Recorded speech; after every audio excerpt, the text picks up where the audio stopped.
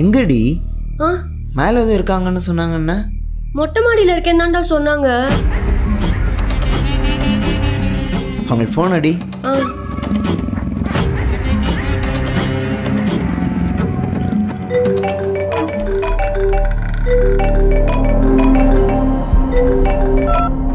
சொல்லுங்க கையல். ஹலோ ரியா, நாங்கள் மொட்டை மாடி வந்துட்டோம். நீங்கள் எங்கே இருக்கீங்க?